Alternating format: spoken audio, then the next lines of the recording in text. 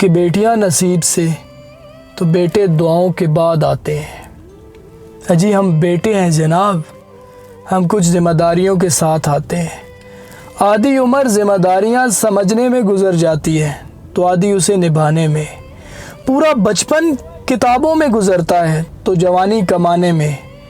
ये ज़िम्मेदारियां उम्र के साथ बढ़ती हैं, ये बुढ़ापे में भी कम नहीं होता। अजी कौन कहता है बेटों की ज़िंदगी में कोई गम नहीं होता।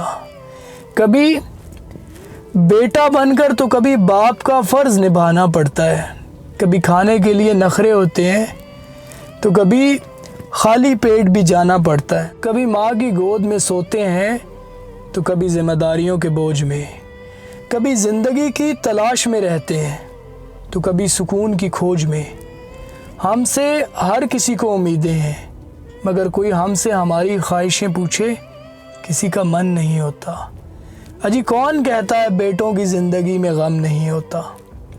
दिल टूट जाए हमारा फिर भी मुस्कुराना पड़ता है। छुप छुप कर रोते हैं, सबसे आंसू छुपाना पड़ता है। ज़िम्मेदारियां निभाते निभाते हमारे ख़ुद के कोई अरमान नहीं बचते।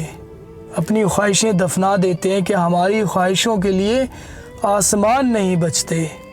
हम हर किसी का घाव भरते हैं मगर हमारा कोई मरहम नहीं होता।